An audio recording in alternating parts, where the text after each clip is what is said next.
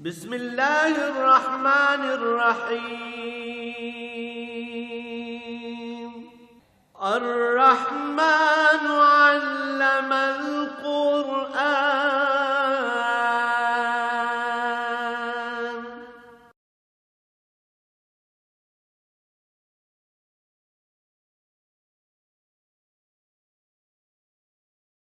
الحمد للہ رب العالمین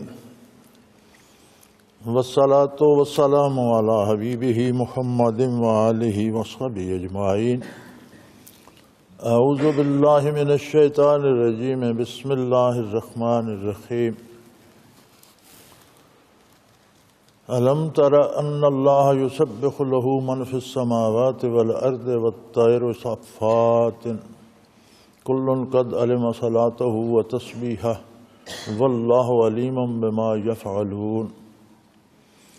وَلِلَّهِ مُلْكُ السَّمَاوَاتِ وَالْأَرْضِ وَإِلَى اللَّهِ الْمَصِيرُ۔ أَلَمْ تَرَ أَنَّ اللَّهَ يُزْجِي سَحَابًا ثُمَّ يُؤَلِّفُ بَيْنَهُ ثُمَّ يَجْعَلُهُ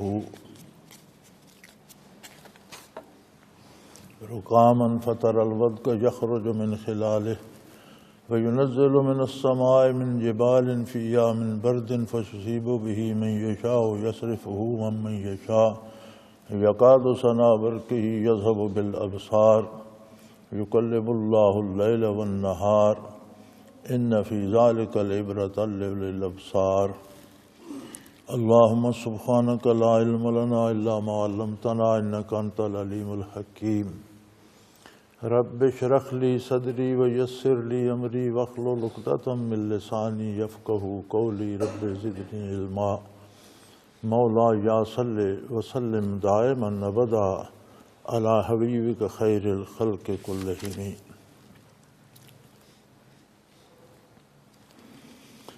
الم تر ان اللہ یسبح له من فی السماوات والارض والطیر صافات کل قد علم صلاته وتسبیحہ واللہ علیم بما یفعلون۔ اللہ کریم کی اس بے کراں کائنات میں اس کی بے پناہ مخلوق ہے جو انسانی علوم و عادات سے بالا تر ہے۔ کتنی مخلوق ہے جسے انسان جانتا تک نہیں، پہچانتا تک نہیں۔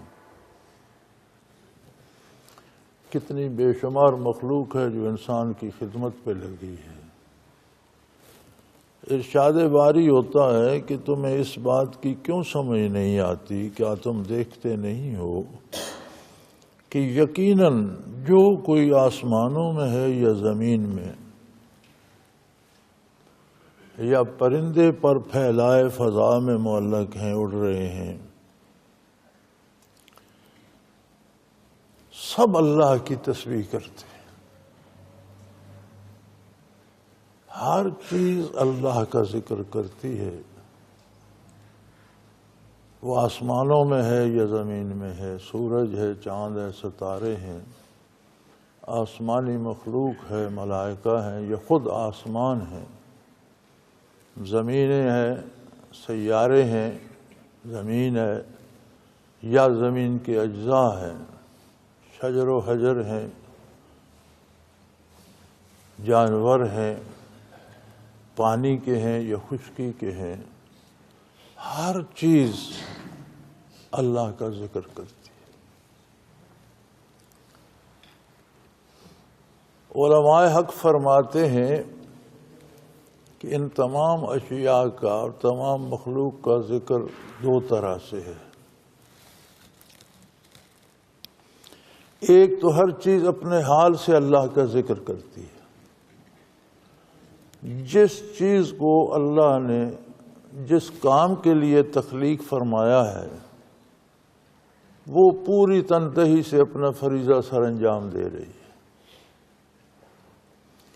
اور کام کو اللہ کے حکم کے مطابق کرنا یہ بھی ذکر الہی ہے۔ ایسا کیوں کر رہے ہو؟ ایسا اللہ کا حکم ہے۔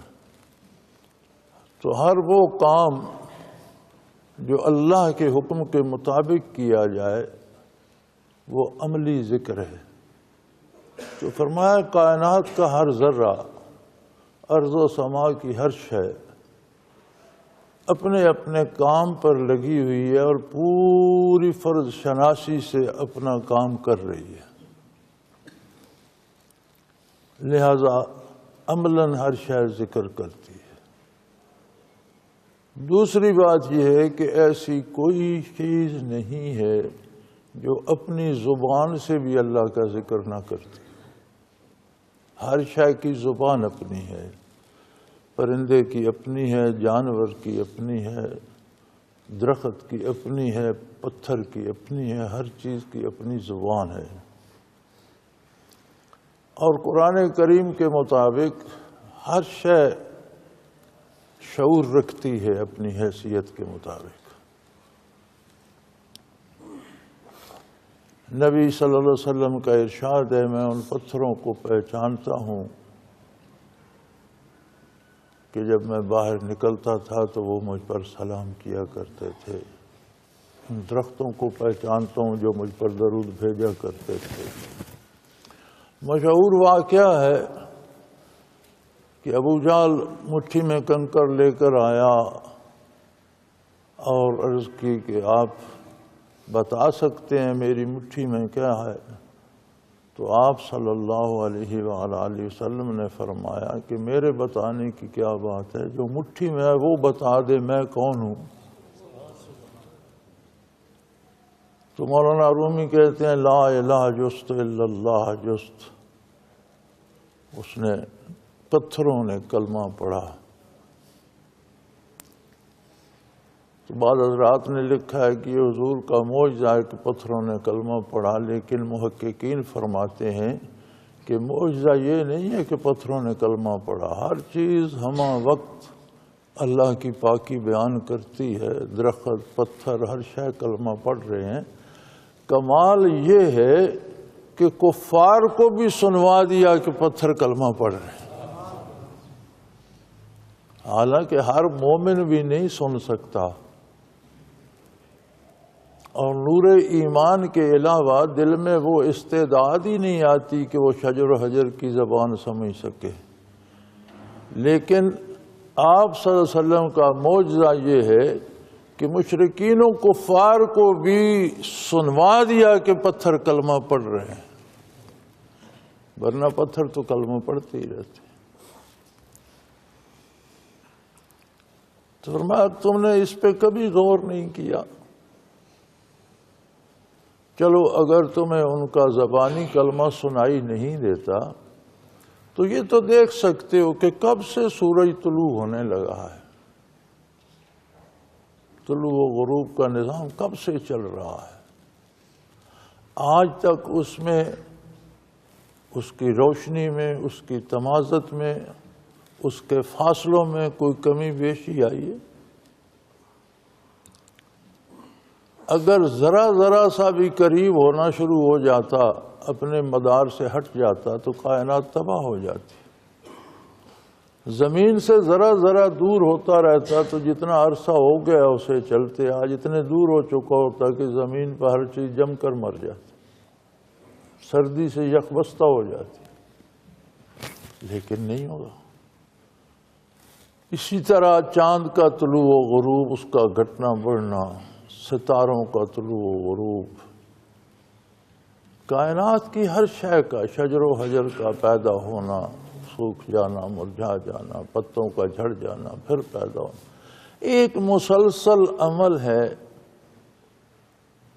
خشک سالی آتی ہے، خشک موسم آتے ہیں، گھاس پھوس سوکھ کر ہوا میں اڑ جاتی ہے، زمین چٹیل ہو جاتی ہے، پھر اللہ بارشیں برساتے ہیں، پھر اس پہ پوری زمین پہ سبزے کی چادر بچھ جاتی ہے، ہر پھول گل بکف ہوتا ہے، ہر پھول، ہر گل اپنی خوشبو، اپنا ذائقہ، اپنی تاثیر لیے ہوئے پیدا ہوتا ہے، اپنے اپنے رنگ ہوتے ہیں، ایک سی بارش برستی ہے، ایک سی زمین ہے، کس نے ان میں رنگ سازی کر دی، کس نے ان میں مختلف رنگ بھر دیے، کس نے مختلف خوشبوئیں دے دیں، مادہ تو ایک ہی ہے، پانی اور مٹی ہی سے بنتے ہیں، مادہ تو ایک ہی ہے سب کا، لیکن ہر ایک کا رنگ الگ ہے، بو الگ ہے، تاثیر الگ ہے۔ تو فرمایا یہ تو بات دیکھنے میں بھی سمجھ آ جاتی ہے کہ ہر چیز عظمت الہی پہ گواہ ہے اور اس کی پاکی بیان کر رہی ہے۔ یہ پر پھیلائے ہوئے پرندے کون اڑاتا ہے؟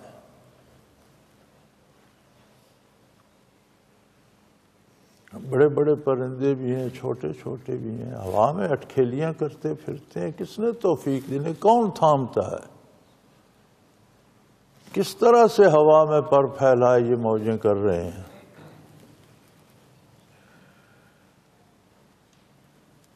کل قد علم صلاتہ و تسبیحہ،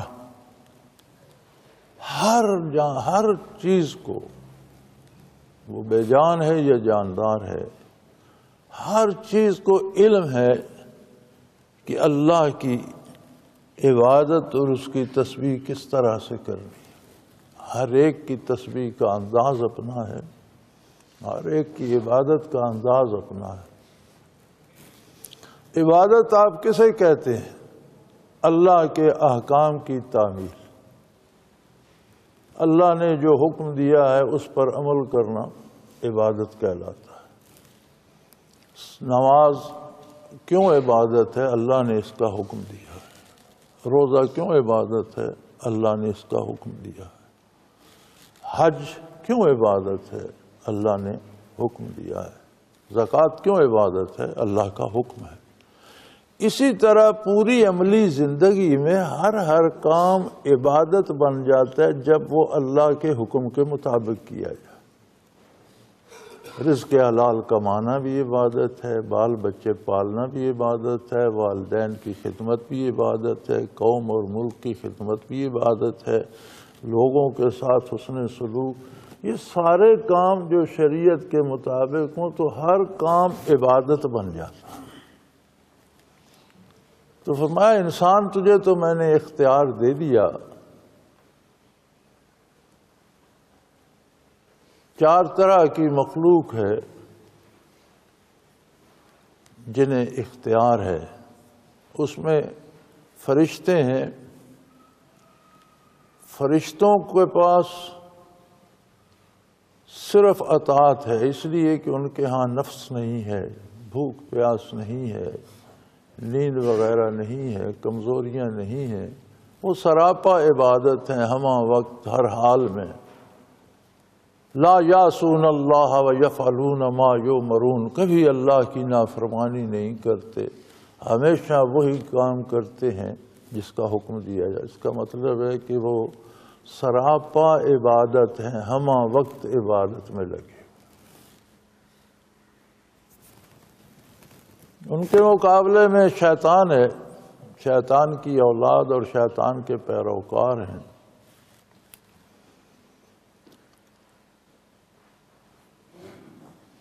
شیطان شطن سے، شطن کے معنی ہوتا ہے دوری یا لمبائی، دور چلے جانا۔ شیطان رحمت الہی سے دور ہو گیا، اسے اس لیے شیطان کہتے ہیں۔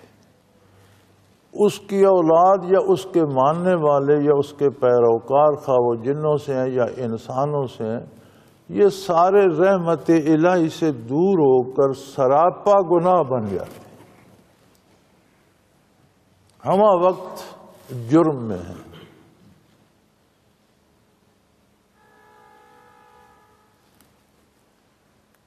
تیسری مخلوق ہے جنات، چوتھی انسان۔ جنات میں بھی مومن بھی ہیں، کافر بھی ہیں، چونکہ انہیں بھی اختیار دیا گیا ہے کہ وہ ایمان لاتے ہیں یا کفر اختیار کرتے ہیں۔ نیک بھی ہیں، بدکار بھی۔ نیک یا مسلمان تعداد میں کم ہوں گے لیکن ہیں ضرور۔ کفار بھی ہیں اور ہر عقیدے کے ہیں، کیونکہ وہ انسانوں کی آمد کے بعد انسانوں ہی کا اتباع کرتے ہیں، تو جتنے فرقے انسانوں میں ہیں اتنے انہوں نے بھی اپنا رکھے۔ چوتھی مخلوق ہے مکلف انسان۔ انسانوں میں بھی انبیاء علیہ الصلوۃ والسلام بھی ہیں اور بدترین کفار بھی ہیں، نیک لوگ بھی ہیں، برے بھی ہیں۔ یہ جو مکلف مخلوق ہے اس کا حساب روز حشر ہوگا۔ انہیں مخصوص مہلت دی جاتی ہے زندگی کی۔ جب موت آتی ہے تو زندگی کا باب بند ہو جاتا ہے، عمل کا عرصہ ختم ہو جاتا ہے، برزخ میں چلے جاتے ہیں۔ برزخ انتظار گاہ ہے، قیامت تک ہر کوئی وہاں قیامت کا انتظار کر رہا ہے۔ پچھلے دنوں یہ بھی سوال آیا تھا کہ عذاب و ثواب جب قیامت اور حساب کتاب کے بعد ہوگا تو برزخ میں عذاب اور ثواب کیوں ہوتا ہے؟ بات تو سمجھنے کی ہے، برزخ میں حقیقی عذاب و ثواب نہیں ہوتا، برزخ ایک انتظار گاہ ہے۔ اب جیسا کوئی بندہ وہاں پہنچتا ہے اس کے رہنے کا ویسا انتظام کیا جاتا ہے۔ اگر کوئی شریف آدمی آئے گا تو اس کی رہائش اور ہوگی، اگر کوئی چور ڈاکو پکڑا ہوا آئے گا تو اس کو حوالات میں رکھیں گے، اس کے لیے کوئی بنگلہ نہیں سجایا جائے گا۔ اسی طرح جو لوگ جرم میں گرفتار ہوتے ہیں جب وہ برزخ میں پہنچتے ہیں تو وہ ان کی جو انتظار گاہ ہے جہاں وہ رکھے جاتے ہیں وہ کوئی آرام دہ نہیں ہوتی، ان کی حیثیت کے مطابق ہوتی ہے اور اس کی تکلیفیں ان کے گناہوں کے مطابق ہوتی ہیں۔ اللہ کے نیک بندے جب پہنچتے ہیں تو ان کی نیکیوں کے مطابق ان کی رہائش کا اہتمام کیا جاتا ہے۔ یہ برزخ کا عذاب و ثواب ہے۔ حقیقی عذاب و ثواب جو ہے وہ قیامت کے بعد شروع ہوگا اور وہ بہت شدید ہوگا۔ برزخ کے عذاب بھی بہت سخت ہیں لیکن قیامت کا اس سے شدید تر ہوگا۔ فرعون اور اس کی آل کے بارے آتا ہے، اغرقوا فادخلوا نارا، غرق تو سمندر میں ہوئے لیکن آگ میں جا پہنچے، پانی میں ڈوبے اور آگ میں داخل ہو گئے۔ النار یعرضون علیہا غدوا وعشیا، برزخ میں ان پر صبح شام نئی آگ بھیجی جاتی ہے، تازی آگ لگائی جاتی ہے صبح شام۔ یوم القیامت یردون الی اشد العذاب، جب قیامت ہوگی تو اس سے شدید ترین عذاب میں مبتلا ہوں گے۔ تو برزخ کے عذاب ہے لیکن قیامت کے بعد جو ہوگا وہ بہت شدید تر ہوگا۔ تو ان چاروں کا معاملہ جو ہے وہ اختیار ان کو ایک حد تک اللہ کریم نے دیا ہے، جس میں سب سے زیادہ مکلف انسان ہے۔ چونکہ انسان کو جو شعور اللہ کریم نے دیا ہے وہ دوسری مخلوق کے پاس نہیں ہے، اور وہ شعور ہے معرفت ذات باری کا، اللہ کو پہچاننے کا۔ فرشتہ سراپا نیکی ہے لیکن اسے یہ استعداد نہیں بخشی گئی، وہ حکم کے تابع ہے، حاکم کی طرف نظر اٹھانا اس کی جرت نہیں ہے۔ جنات میں بھی یہ شعور معرفت حق کا نہیں ہے، اطاعت کے مکلف ہیں، نافرمانی پر سزا ہوگی۔ آپ سارے قرآن کریم میں جنوں کے لیے جنت کی بشارت نہیں پائیں گے، بلکہ حکم ہوتا ہے جب اگر تم اطاعت کرو گے یجرکم من عذاب علیم، اطاعت کرو گے تو دردناک عذاب سے بچ جاؤ گے، جنت کی بشارت نہیں ہے۔ اس لیے جنات جتنا گناہ کریں گے اتنا جہنم کی سزا بھگت کر فنا کر دیے جائیں گے، جن کو نجات ہوگی ان کو بھی فنا کر دیا جائے گا، جنت میں داخل نہیں ہوں گے۔ یہ انسان ہے صرف جسے معرفت حق کی استعداد بخشی گئی ہے اور جس کے لیے جنت بنائی گئی ہے اور جسے جنت کا وارث قرار دیا ہے قرآن نے۔ تو ہر چیز قرآن کریم میں دوسری جگہ آتا ہے وَإِن مِّن شَيْءٍ الا یسبح بحمدہ، ایسی کوئی چیز نہیں ہے جو اللہ کی تسبیح نہ کرتی ہو۔ اس کا معنی یہ ہے کہ کائنات کی کوئی چیز جب تسبیح چھوڑ دے تو فنا ہو جاتی، درخت چھوڑ دے سوکھ جاتا ہے، گھاس چھوڑ دے خشک ہو جاتی ہے، سبزہ چارہ چھوڑ دے خشک ہو جاتا ہے، دریا ذکر چھوڑ دے خشک ہو جاتا ہے، پہاڑ ذکر چھوڑ دے گر جاتا ہے، ریزہ ریزہ ہو جاتا ہے، چشمے ذکر چھوڑ دیں خشک ہو جاتی ہیں، جو چیز ذکر چھوڑ دے وہ ختم ہو جاتی ہے۔ من شیء الا یسبح بحمدہ، ہر چیز کی بقا کا جو مدار ہے وہ اللہ کی تسبیح پر ہے۔ انسان بھی جب اللہ کی یاد چھوڑ دیتا ہے تو در حقیقت تو مر جاتا ہے، تباہ ہو جاتا ہے، بکھر جاتا ہے۔ ایک جانور، ایک درندہ باقی رہ جاتا ہے جو کھاتا پیتا، لوگوں کو ایذا پہنچاتا اور لڑتا بھڑتا مر جاتا ہے۔ ورنہ قرآن کریم اس موت کو موت نہیں کہتا، قرآن کریم کہتا ہے کہ اللہ کی راہ میں جو مارے جائیں، وَلَا تَقُولُوا لِمَن يُقْتَلُ فِي سَبِيلِ اللَّهِ أَمْوَاتٌ، اللہ کی راہ میں جو قتل ہو جاتے ہیں، گولا لگا جسم کے پرخچے اڑ گئے، گولی لگی سینہ شک ہو گیا، تلوار سے مارے گئے بدن کے ٹکڑے ہو گئے، آپ ٹکڑے جوڑ کر کفن میں دفن کرتے ہیں، آپ کو کسی کا وجود ملتا ہی نہیں کہ اسے دفن کیا جائے۔ فرمایا لیکن انہیں مردہ نہ کہو، بل احیاء، یہی تو زندہ ہے، یہ زندہ ہیں، عند ربہم یرزقون، اللہ کے پاس زندہ ہے، کھاتے پیتے ہیں، تم سے اچھی انہیں نعمتیں ملتی ہیں، تم سے زیادہ موج میں۔ لیکن جب ایمان چلا جاتا ہے تو اسے قرآن مردہ کہتے ہیں۔ انک لا تسمع الموتیٰ، مر جو چکے ہیں ان کو آپ کیا سنائیں گے؟ یہاں مردہ دلوں کو کہا گیا جن میں سے ایمان نہیں ہے، تو مردہ کیا سنے گا؟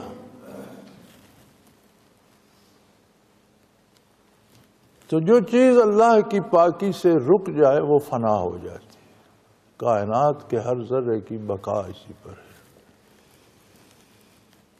اور انسان کے لیے بھی یہ دونوں طریقے ذکر ہیں کہ وہ اپنے عمل سے بھی اللہ کی یاد کرے، اپنے کردار سے اللہ کو یاد کرے، اپنی گفتار سے اللہ کو یاد کرے، اس کے اٹھنے بیٹھنے، ملنے بچھڑنے، خوش ہونے ناراض ہونے، دوستی دشمنی میں پتہ چلے، اللہ یاد آئے۔ نبی علیہ السلام کی بارگاہ میں عرض کیا گیا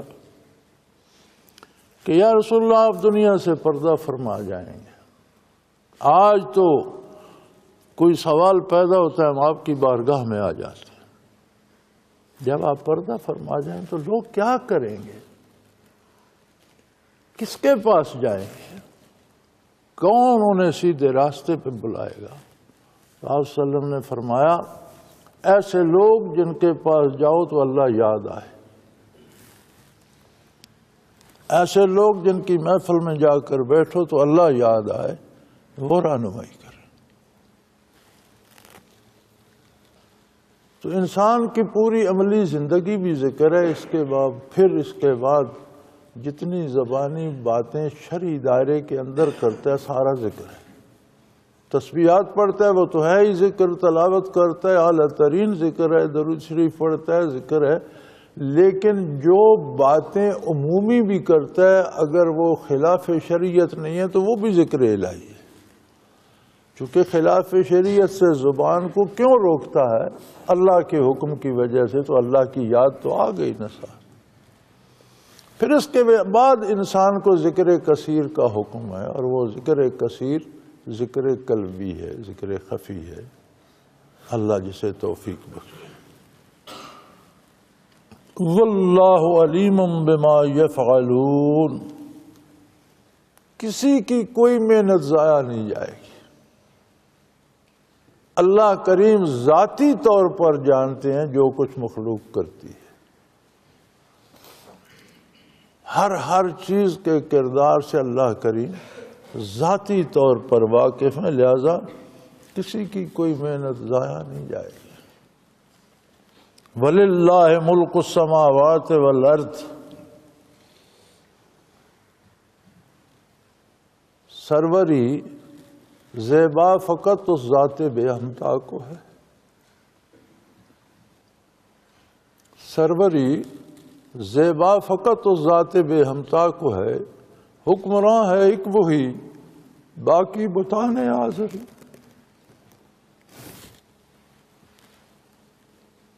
فرمایا زمینوں اور آسمانوں کی کائنات کی بادشاہی ہے ہی اللہ کے لیے اور کسی کو سجتی نہیں ہے۔ اللہ کے علاوہ جتنی مخلوق ہے وہ خود محتاج ہے۔ محتاج کیا حکمرانی کرے گا، محتاج کیا بادشاہت کرے گا؟ جو خود محتاج ہے، فقیر ہے، گداگر ہے، مانگنے والا ہے۔ ان اللہ غنی وانتم الفقراء، اللہ غنی ہے، تم تو سارے گداگر ہو، تمہیں تو ہر لمحہ ہر چیز کی ضرورت ہے، ایک ایک سانس تمہارا مانگا ہوا ہے، اتارا ہے، ایک ایک نگاہ تمہاری مانگی ہوئی ہے، ایک ایک بال تمہارا مانگا ہوا، تم تو ہمہ وقت مانگنے والے ہو، پانی دے دو، کھانا دے دو، کپڑا دے دو، یہ دے دو، وہ۔ جس جو بادشاہ بنے ہیں وہ بھی ہمہ وقت مانگ رہے ہیں۔ عام آدمی سمجھتا ہے کہ عمراء بڑی آسانی میں ہوتے ہیں، عمراء زیادہ محتاج ہوتے ہیں غریبوں کی نسبت۔ غریب آدمی تو اپنے لیے مزدوری بھی کر لیتا ہے، امیر آدمی بیچارہ تو خود اٹھ کر پانی بھی نہیں پی سکتا، کوئی ہو تو پانی پلائے، وہ زیادہ محتاج ہے۔ کوئی ہو جو مجھے کھانا کھلائے، کوئی ہو جو میرا بستر لگا دے، وہ تو زیادہ فقیر ہے، وہ تو بندے کا ہر لمحہ محتاج ہے۔ فرمایا بادشاہی صرف زیب ہی اللہ کو دیتی ہے جو کسی کا محتاج ہے۔ جو حق ہے اور جو کرتا ہے وہ حق ہوتا ہے۔ ظلم کرنے والے بھی کبھی بادشاہ ہوتے۔ انسانوں کے پاس وقتی لمحاتی طور پر اقتدار آتا ہے تو ظلم کرتے۔ حکمران کا کام عدل کرنا ہے، ظلم کرنا نہیں۔ حکمران کا کام اپنی رعیت کی دیکھ بھال ہے، رعیت کو اپنی دیکھ بھال پہ لگا لینا کون سا طرز حکمرانی ہے کہ رعیت حکمرانوں کی دیکھ بھال کر رہی ہے۔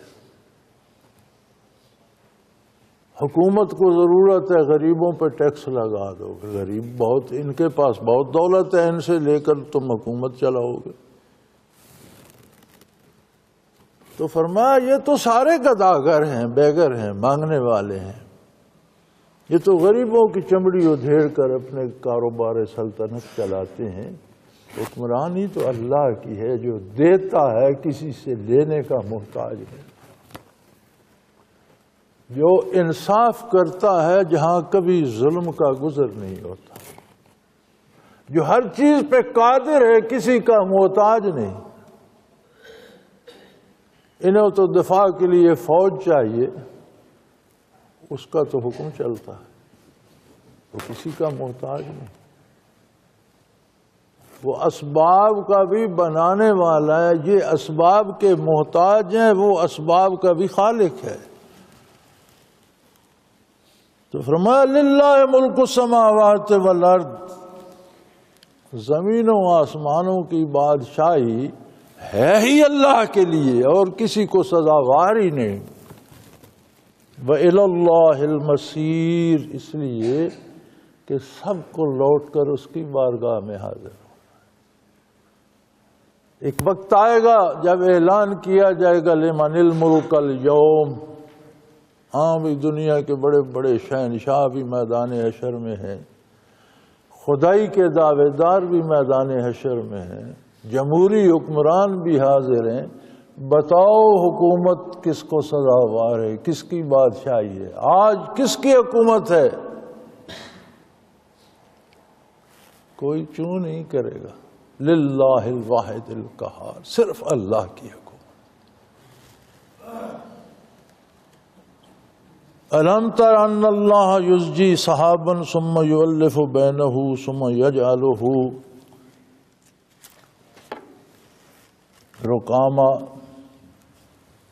اے مخاطب تو دیکھتا نہیں ہے کہ اللہ کس طرح بادلوں کو اٹھاتا ہے، پانی کو کس طرح دھوئیں میں تبدیل کر دیتا ہے، پھر وہ دھواں آہستہ آہستہ چھوٹے چھوٹے ٹکڑے بادلوں کے بنتے ہیں، پھر اللہ انہیں جمع فرما دیتا ہے اور تہ در تہ گہرے بادل بن جاتے. وہی بخارات جو نظر نہیں آتے، دریا سے بھی اٹھ رہے ہیں، تالابوں سے بھی اٹھ رہے ہیں، سمندر سے بھی اٹھ رہے ہیں، دکھائی نہیں دیتے، وہ چھوٹے چھوٹے ٹکڑے بنتے ہیں، پھر بادلوں کو جمع کرتا ہے، پھر تہ در تہ گھٹائیں چھا جاتی ہیں. فطر الودق یخرج من خلالہ، ان گھٹاؤں کے درمیان پھینکتے رہو کوئی پانی نہیں ہوتا. آج تو ہوائی جہاز اتنا عام ہو گیا ہے نا، جتنا کہ دریڑا ہوتا تھا کبھی. تو جہازوں پہ سفر کر کے لوگوں نے دیکھا بادلوں سے اوپر نکل جاتے ہیں، بادلوں سے نیچے، بادلوں میں کوئی پانی نہیں ہے، نہ بجلی ہوتی ہے نہ پانی ہوتا ہے. کہیں نہ کوئی جہاز بجلی سے ارتھ ہوا کبھی، نہ کبھی کوئی جہاز بھیگتا ہے کہ اس پر پانی کی بچھاڑ پڑ گئی ہو، کچھ بھی نہیں. لیکن جب وہ چاہتا ہے تو ان میں سے پانی برسنے لگ جاتا ہے. ٹنوں پانی، اتنا پانی جسے زمین برداشت نہیں کر سکتی وہ ہوا اٹھائے پھرتی ہے، جہاں چاہتی ہے لے جاتی ہے. اور جب برستا ہے تو زمین تھرا جاتی ہے اور چیزیں شہروں کے شہر غرق ہو جاتے ہیں. انہی بادلوں میں ہوتا ہے جہاں نہیں چاہتا نہیں. کتنی دفعہ انسان نے تلاش کیے ان کے اسباب، جی وہ دھوپ سے بنتے ہیں اور ہوا سے چلتے ہیں. بھئی دھوپ کون چڑھاتا ہے؟ سورج کو گرمی روشنی کون دیتا ہے؟ دھوپ میں بھاپ بنانے کی تاثیر کس نے رکھی؟ اسباب کو بنانے والا کون ہے؟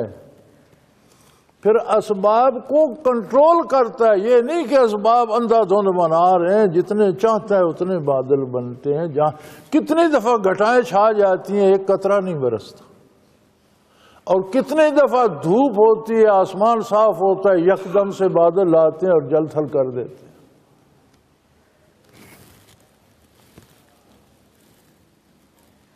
پھر ان میں سے قطرہ قطرہ بارش کا نکلتا ہے اور جل تھل کر دیتا ہے. آسمانوں میں جہاز فضاؤں میں بادلوں میں پھرتے ہیں. کبھی کوئی جہاز اولوں سے ٹکرایا؟ آج تک ایسا نہیں ہوا.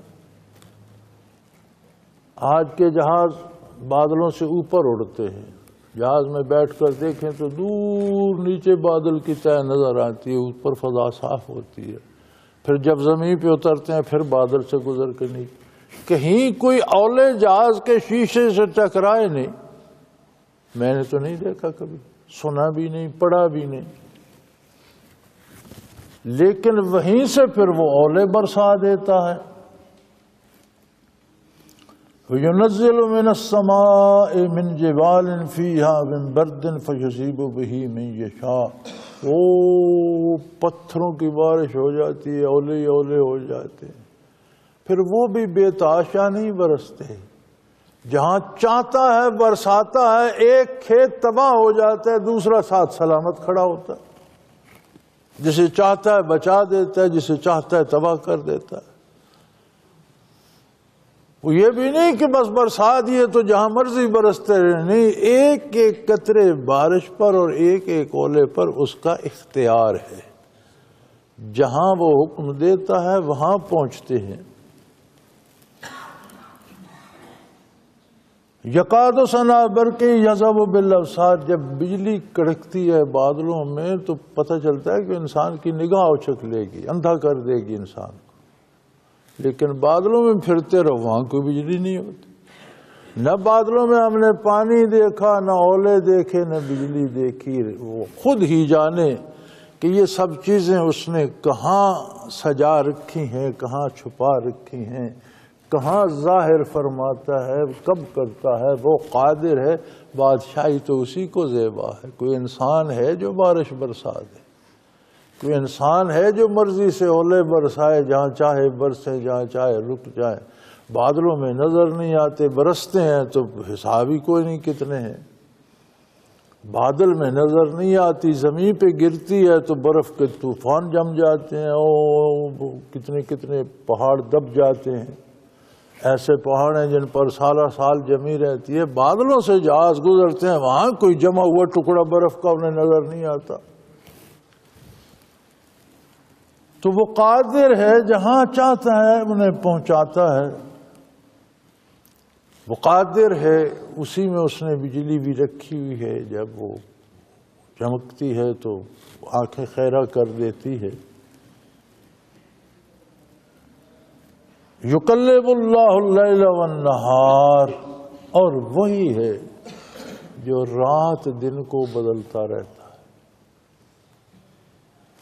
ایک ایک رات ایک ایک دن کا حساب ہے اس کی بارگاہ میں، کتنے لمحے رات کی تاریکی ہوگی، کتنے لمحے دن کی روشنی ہوگی، بڑھاتا رہتا ہے، گھٹاتا رہتا ہے۔ انسانوں نے بھی اندازے لگا لیے ہیں کہ فلاں تاریخ کو رات اتنی ہوگی، فلاں کو اتنی، اس لیے کہ اس کا نظام ایسا ہے کہ وہ مستقل ایک ڈگر پہ چلتا رہتا ہے۔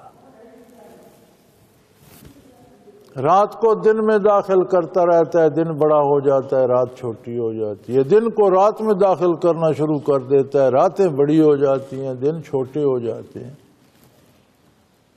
ان فی ذلک لعبرۃ لأولی الابصار، ان سب چیزوں میں صاحب نظر کے لیے، اہل دانش کے لیے بہت بڑی عبرت ہے۔ کیوں نہ ایسی ہستی کی اطاعت کی جائے؟ یہ سارا نظام کس لیے ہے؟ بارشیں کیوں برستی ہیں؟ سورج کیوں نکلتے ہیں؟ ستارے کیوں چمکتے ہیں؟ پرندے، جانور، دریا، سمندر کس کے لیے ہیں؟ ایک انسان کی خدمت پہ لگا دیے سارے۔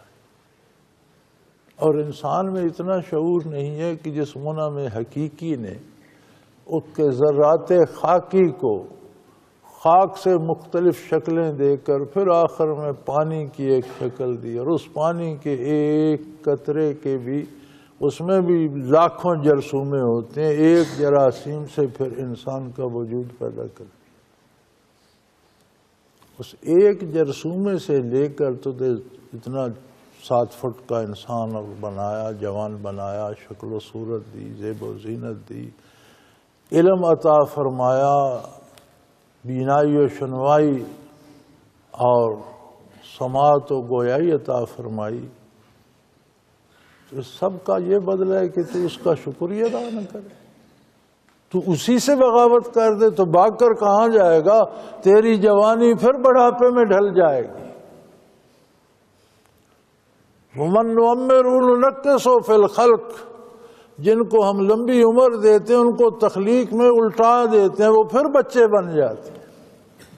بابا جی روٹی پہ بھی جھگڑ رہے ہیں، پانی پہ بھی جھگڑ رہے ہیں، بچوں کی طرح کپڑے پہ بھی ضد ہو رہی ہے کام، سونے جاگنے پہ بھی، رضائی کا یہ کونا ادھر ہو گئے، جس طرح چھوٹے بچے نہیں کرتے اسی طرح پھر ضعیف بھی کرتے۔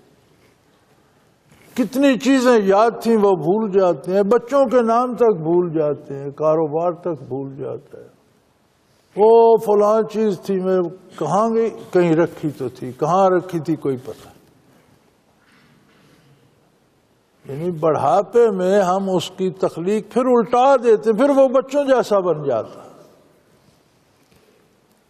تو چونکہ بزرگوں کا مزاج بچوں کی طرح ہو جاتا ہے، تو اس لیے اولاد کو سمجھنا چاہیے وہ تنگ نہ آئے، گھبرائے نہیں، والدین کی خدمت کرے۔ وہ ایک بوڑھے کی حکایت بتاتے ہیں نا کہ وہ بیٹھا تھا، بیٹا بھی بیٹھا تھا، لان میں بیٹھے تھے، تو اس بابے نے کہا بیٹا وہ کیا ہے؟ ابا جی چڑیا بیٹھی ہے۔ تھوڑی دیر بابے نے پھر کہا وہ کیا ہے؟ چڑیا ہے جی۔ تھوڑی دیر بعد بابے نے پھر کہا وہ کیا ہے؟ اس نے کہا بابا تیسری دفعہ بتا رہا ہوں چڑیا ہے، سر کھا گئے، وہ چڑیا ہے چڑیا ہے چڑیا ہے۔ اس نے کہا اندر جاؤ تو میرے سرہانے کے نیچے ایک کاپی رکھی ہے، وہ اٹھا لاؤ۔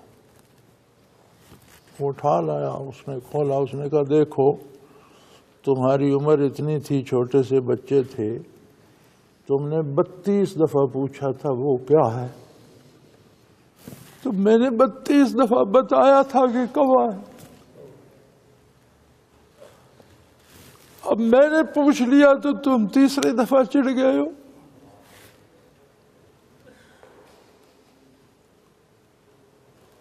جوانی بھی ڈھل جاتی ہے، اولاد کو چاہیے کہ بزرگوں کی باتوں کا برا نہ بنائے، شفقت سے پیش آئے۔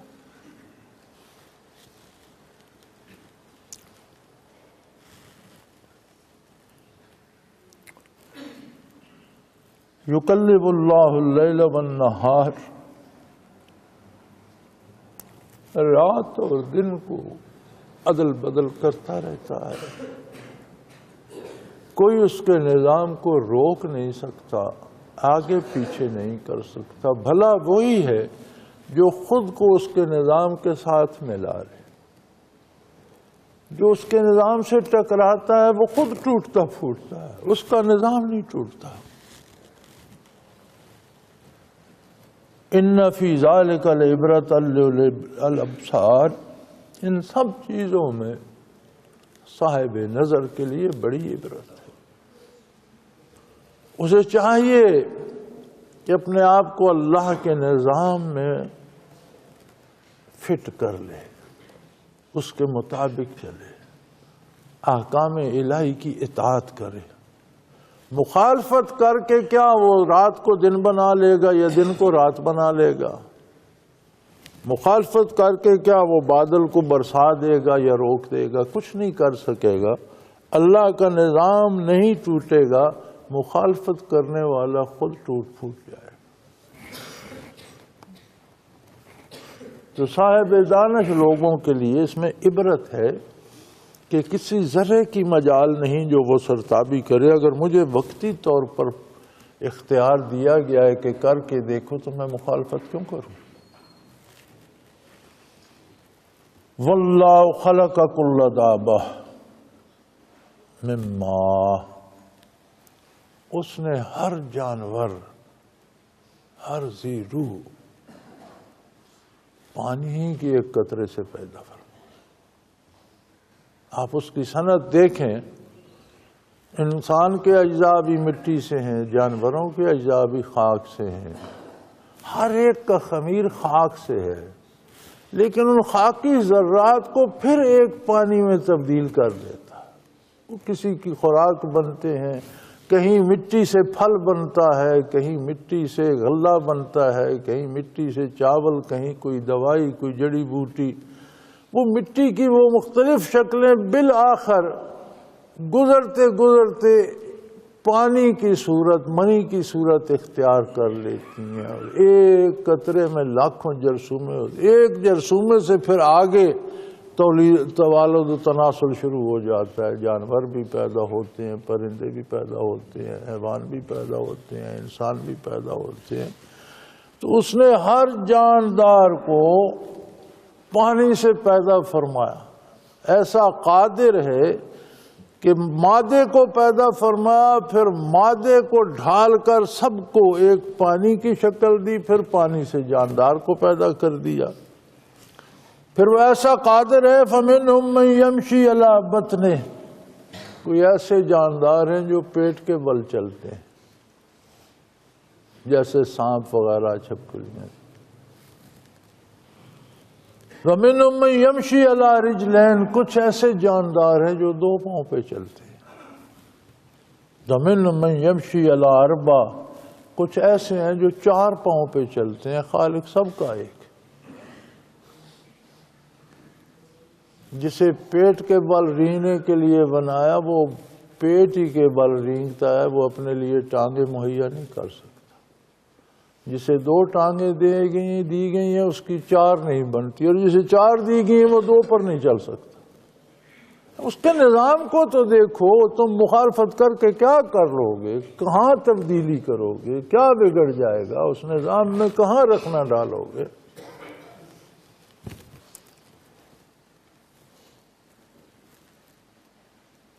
یخلق اللہ ما یشاء، وہ جو چاہتا ہے اس طرح کی مخلوق پیدا کرتا ہے۔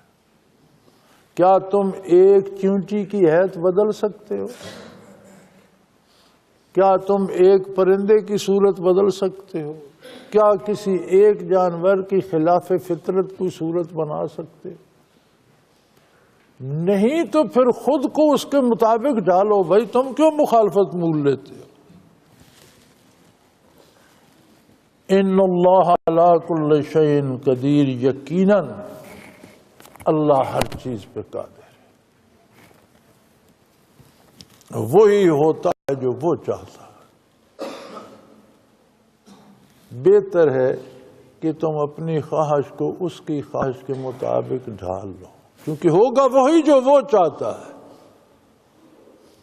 تم قادر نہیں ہو کہ جو تم چاہتے ہو وہ ہو جائے، ہوگا وہی جو وہ چاہتا ہے۔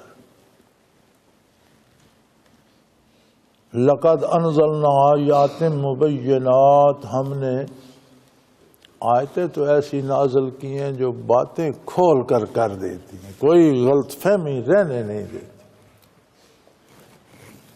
ایسی نشانیاں نازل فرمائی ہیں، ایسی آیات نازل فرمائی ہیں، ایسی کتابیں نازل فرمائی ہیں، انبیاء نے ایسے ارشادات فرمائے ہیں جو کسی کام کسی بات میں غلط فہمی رہنے نہیں دیتے، ہر چیز کھول کر رکھ دیتے ہیں۔ واللہ یہدی من یشاء الی صراط مستقیم، پھر جسے وہ چاہتا ہے اسے سیدھے راستے کی ہدایت دے دیتا۔ جو یہ ساری آیات سن کر، پڑھ کر، سمجھ کر ہدایت پانا چاہتا ہے، جس کے دل میں وہ آرزو ہوتی ہے، اس کے لیے ہدایت کے راستے کھول دیتا ہے۔ اور یہ ساری آیات سن کر بھی بہرا بنا رہتا ہے، اس کے دل میں ہدایت کی آرزو پیدا نہیں ہوتی، اسے ہدایت کہاں سے ملے گی؟ یہدی الیہ من ینیب، نہاں خانہ دل میں جن کے آرزو جنم لیتی ہے ہدایت کی، اللہ انہیں ہدایت فرماتے۔ جو ہدایت کا طالب ہوتا ہے اسے محروم نہیں رکھتے، اسے ہدایت فرماتے۔ اس کا مطلب ہے کہ ہم جن گمراہیوں کا شکار ہیں، ہماری طلب صادق نہیں ہے، ہمارے اندر وہ طلب پیدا نہیں ہوئی کہ اللہ ہمیں ہدایت فرماتے، وہ پیدا کرنی چاہیے۔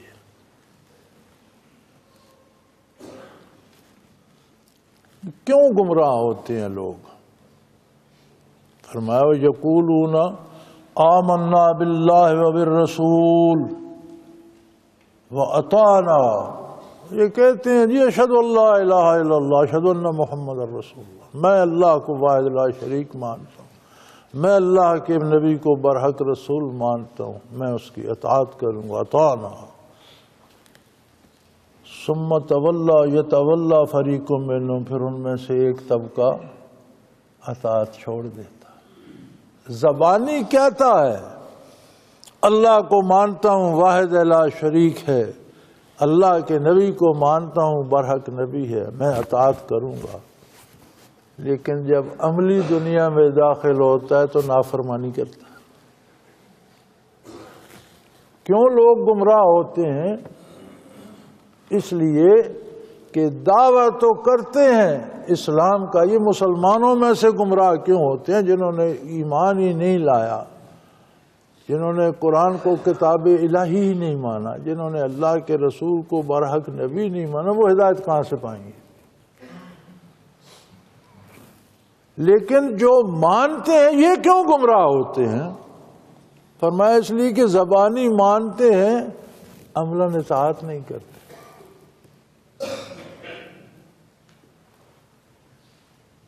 ثم یتولا فریق منہم، پھر ایک طبقہ ان میں سے اپنی بات سے پھر جاتا ہے، زبانی کہتا رہتا ہے مانتا ہوں مانتا ہوں۔ ایک دفعہ بہت بارشیں ہوئیں، ہمارا اجتماع ہو رہا تھا، ہر عمارت جو ہے وہ ٹپک گئی، بہت سے گھر گر گئے، ہمیں بھی کمروں میں پھر خیمے لگانے پڑے، ساری چھتیں ٹپک گئی۔ تو لوگ گزرتے تھے گلی سے تو مسجد کے پاس سے تو توبہ توبہ توبہ توبہ، مسجد میں جا کر سجدہ کو نہیں دیتا، توبہ توبہ توبہ توبہ، وہ بارش نہیں گیا۔ میں نے کہا یار یہ تمہاری نرالی توبہ ہے، گلی پہ ہوتی ہے، اللہ کے گھر تو نہیں آتے ہو۔ یعنی دعویٰ کرتا ہے ہر بندہ جب کلمہ پڑھتا ہے کہ میں اللہ کو واحد لا شریک حق میں مطلق مانتا ہوں، اللہ کے نبی کو برحق مانتا ہوں اور اطاعت کروں گا۔ کلمہ پڑھنا خود یہ دعویٰ ہے کہ میں مانتا ہوں اس لیے میں اطاعت کروں گا، لیکن جب میدان عمل میں جاتے ہیں تو نافرمانی کرتے ہیں۔ وَمَا أُولَئِكَ بِالْمُؤْمِنِينَ، یاد رکھو یہ لوگ ایمان والے نہیں ہیں۔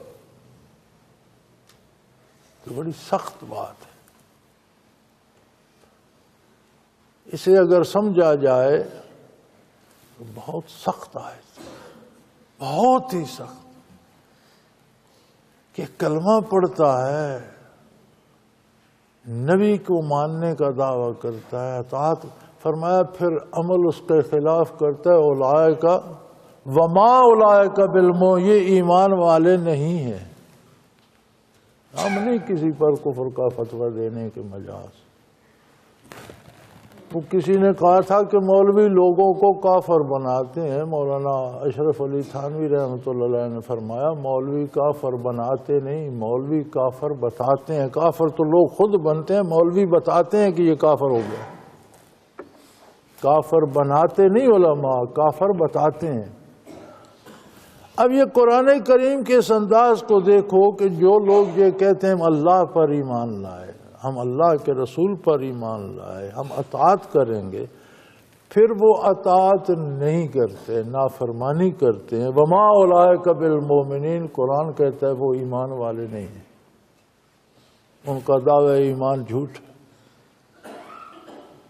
چونکہ دعویٰ عمل سے ثابت ہوتا ہے، دعوے کا ثبوت عمل سے ہوتا ہے۔ ایک آدمی دعویٰ کرتا ہے میں نے کھانا کھا لیا، وہ کھاتا نہیں ہے، تو کیا اس کی بھوک مٹ جائے گی؟ کھائے گا تو مٹے گی، کہنے سے نہیں مٹے گی۔ مسلمان کہلانے سے نہیں بات بنتی، مسلمان ہونے اور مسلمان اسلام پر عمل کرنے سے بات بنتی۔ فرمایا جو کہتے ہیں ہم مسلمان ہیں اور اللہ واحد لا شریک کو مانتے ہیں اور نبی صلی اللہ علیہ وسلم کو پر ایمان لاتے ہیں اور اطاعت کریں گے، عملاً اطاعت نہیں کرتے، وما اولئک بالمؤمنین، یہ لوگ ایمان والے ہی نہیں، ایمان ہے ہی کوئی۔ وَإِذَا دُعُوا إِلَى اللَّهِ وَرَسُولِهِ لِيَحْكُمَ بَيْنَهُمْ إِذَا فَرِيقٌ مِّنْهُمْ مُعْرِضُونَ، جب ان سے کہا جائے کہ آؤ معاملات کا فیصلہ اللہ اور اللہ کے رسول سے کرائیں، یعنی اپنا نظام حیات اللہ اور اللہ کے رسول کے دین کے مطابق ڈھالیں، کہتے ہیں نہیں جی ہمیں نہیں منظور۔ اس کا مطلب ہے کہ جن مسلم ممالک میں شریعت پر عمل نہیں ہوتا اور قانون الہی کو حکومت کا قانون نہیں بنایا جاتا، اس آیت کے مطابق ان کے مسلمان ہونے میں شبہ ہے۔ اللہ فرماتا ہے ما اولئک، یہ ایمان والے نہیں۔ اس کا مطلب ہے کہ مسلمانوں کو اذا دعوا الی اللہ، جب اللہ کی طرف بلائے جائیں، ورسولہ، اور اس کے رسول کی طرف، لیحکم بینہم، کہ تمہارے درمیان فیصلہ وہ کریں، تمہارا نظام معیشت کیا ہو جو اللہ اللہ کے رسول نے دیا ہے، تمہارا نظام تعلیم کیا ہو جو اللہ اللہ کا رسول فرماتے ہیں، تمہارا نظام عدالت کیا ہو جو اللہ اللہ کا رسول فرماتے ہیں، تمہارا لین دین، کاروبار، معیشت، معاشرت، تہذیب، ثقافت کیا ہو جو اللہ اللہ کا رسول فرماتے ہیں۔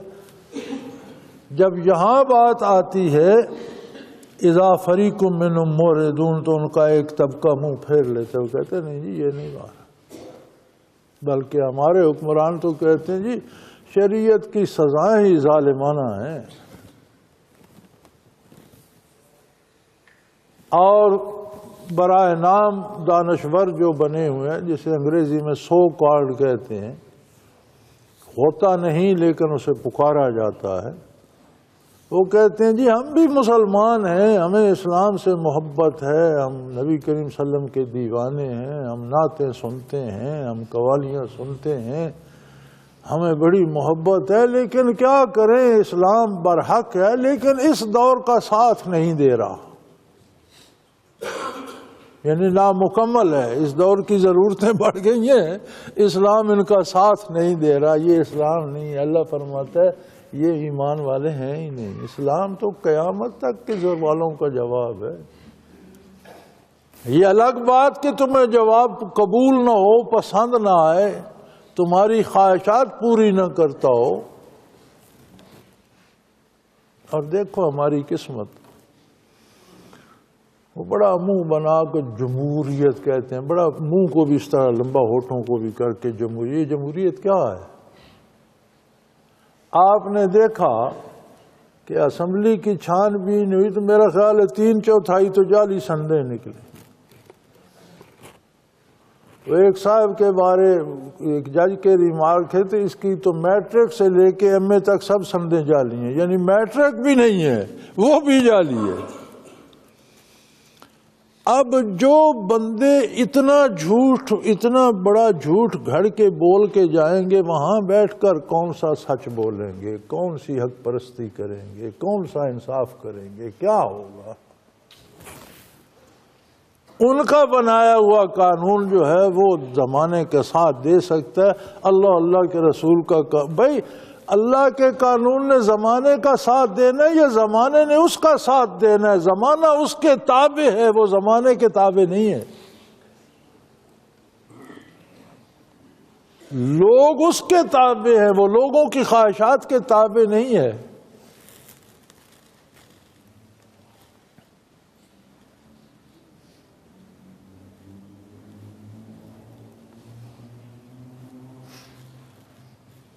وَإِن يَكُن لَّهُمُ الْحَقُّ يَأْتُوا إِلَيْهِ مُذْعِنِينَ، اور پھر تماشے کی بات یہ ہے کہ جو لوگ اسلام سے بھاگتے ہیں اور کہتے ہیں اس پر عمل مشکل ہے، جہاں انہیں کوئی چیز مل رہی ہو فوراً اسلام کی طرف آ جاتے ہیں، پھر انہیں دین یاد آ جاتا ہے، پھر اللہ رسول یاد آ جاتا ہے۔ جہاں کچھ دینا پڑتا ہو، کوئی عادت بدلنی پڑتی ہو، کوئی کرتوت چھوڑنے پڑتے ہو، وہاں کہتے ہیں جی یہ قدامت پسندی ہے، یہ پرانی باتیں ہیں، یہ اس دور کا ساتھ نہیں۔ جہاں کوئی مل رہا ہو وہاں مسلمان بن جاتے ہیں، میرا حق ہے جی، اللہ رسول نے مجھے یہ حق دیا ہے جی، قرآن نے مجھے یہ حق دیا۔ گویا دین کو بھی دنیا کے لیے استعمال کرتے ہیں، جہاں دنیا کا فائدہ ہوتا ہے وہاں بڑا اسلام کا جوش آ جاتا ہے، اور جہاں کچھ دینا پڑتا ہے وہاں سے بھاگ جاتے ہیں۔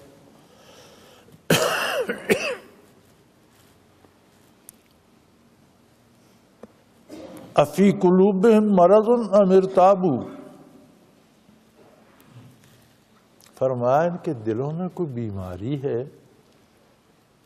یا انہیں کوئی خطرہ ہے، یخافون ان یحیف اللہ علیہم ورسولہ، کہ اللہ کا رسول ان پر کوئی ظلم نہ ڈھا دے۔ اسلام کے قانون سے کیوں بھاگتے ہیں؟ کیا ان کے دل تباہ ہو گئے ہیں؟ ان کے دلوں میں یہ بات آ گئی ہے کہ ہم اللہ کے رسول کے پاس جائیں گے تو ہم پر زیادتی کریں گے، ظلم کریں گے؟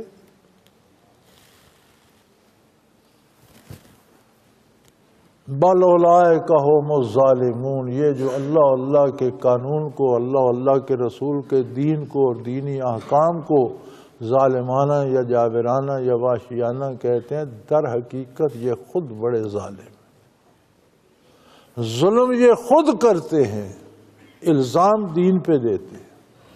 ظالم تو یہ ہیں جنہوں نے اربوں لوگوں کی زندگیاں اجیرن کر رکھی حصول اقتدار کے لیے۔ یہ عجیب لوگ ہیں۔ اب آپ دیکھیں کراچی سرکاری اعداد کے مطابق 2 کروڑ، لیکن غالباً 4 کروڑ سے زائد آبادی ہوگی۔ جی ہمیں انصاف نہیں مل رہا، 4 کروڑ لوگوں کو مصیبت میں ڈال رکھا ہے، یہ ان کے ساتھ آپ انصاف کر رہے ہیں؟ شہر بند کر دیا، بیمار دوا نہیں لے سکتا، مردہ دفن کرنے نہیں جا سکتے، مزدور مزدوری پہ نہیں جا سکتا، طالب علم سکول نہیں جا سکتا، غریب آدمی کاروبار نہیں کر، یہ انصاف ہے؟ اگر تمہارے ساتھ انصاف نہیں ہو رہا تو تم ملک کے ساتھ، لوگوں کے ساتھ، شہروں کے ساتھ کیا انصاف کر رہے ہیں؟ نہیں جی یہ ہمارا حق ہے، کمال ہے۔ دوسروں کی زندگی اجیرن کر دینا کہاں سے حق ہو گیا؟ فرمایا اپنے مطلب کے لیے کوئی چیز مل رہی ہو تو شریعت یاد آ جاتی ہے، کچھ دینا پڑتا ہو تو کہتے ہیں نہیں جی یہ قدامت پسندی ہے، یہ پرانی بات ہے۔ فرمایا یہ کیا ڈرتے ہیں کہ اللہ اللہ کا رسول صلی اللہ علیہ وسلم ان سے زیادتی کریں گے؟ نہیں،